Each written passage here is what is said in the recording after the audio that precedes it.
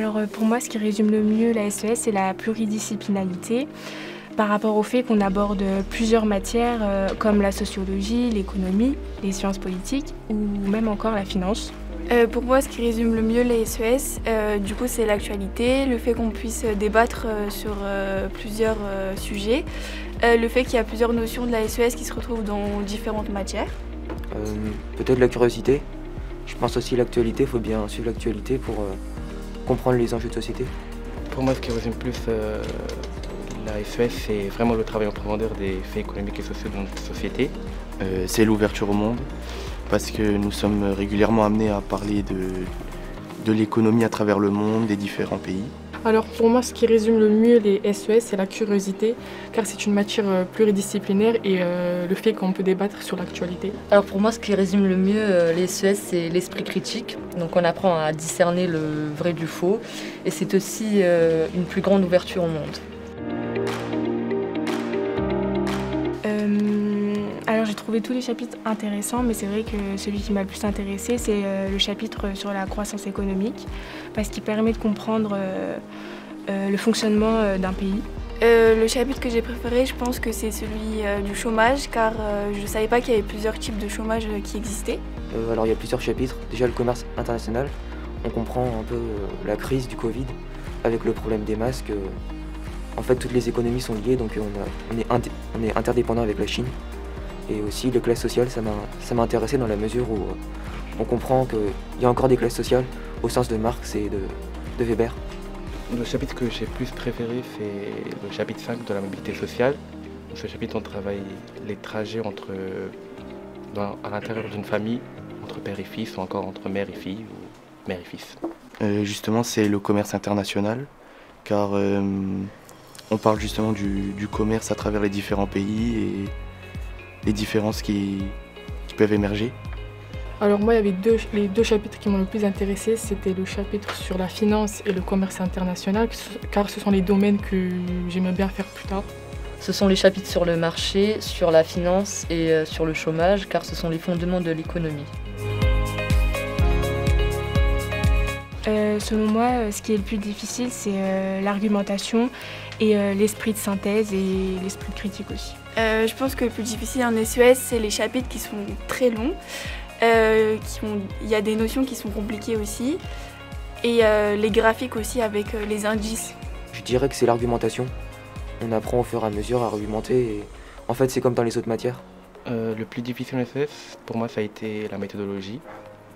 Il ne suffit pas d'apprendre les cours pour réussir en SES. Il faut vraiment acquérir la méthodologie. Vraiment, c'est la base de cette matière.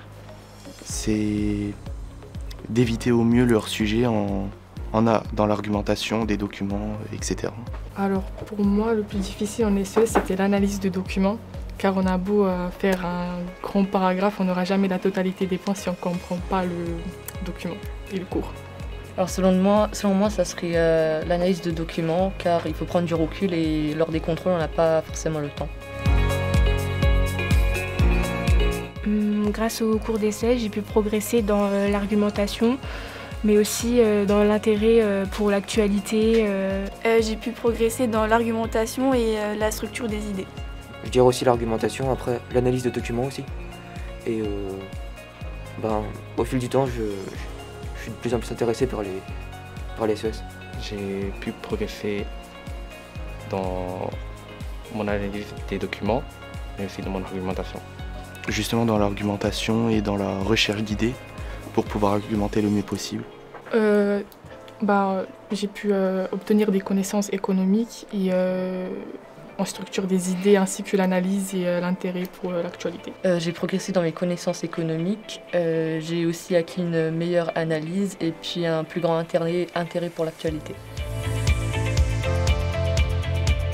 Alors je dirais pour réussir la SES, il faut être rigoureux dans l'apprentissage des leçons et il faut aussi avoir un intérêt pour cette matière et non pas aller en SES parce qu'on y est contraint.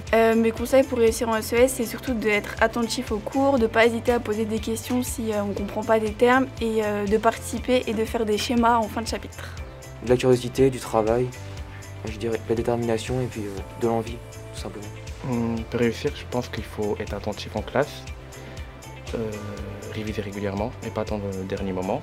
De réviser le mieux possible pour pas être pris au dépourvu et de mieux réussir lors du contrôle.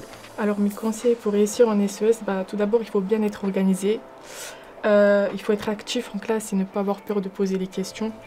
Et aussi de souvent faire les schémas qui résument les cours, car c'est le moyen le mieux d'apprendre le cours en fait. Bien s'organiser avant tout, rester très attentif et actif en classe, faire des fiches et des schémas utiles et suivre l'actualité.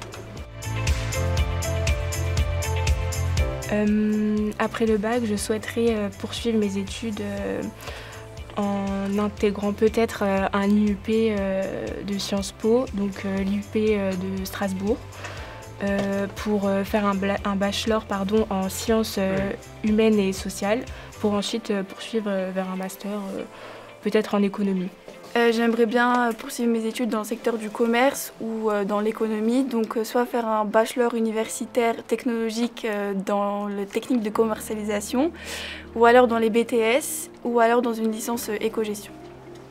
Alors je souhaiterais intégrer un IEP, Institut d'études politiques, ou bien Sciences Po, et licence d'histoire aussi, pourquoi pas.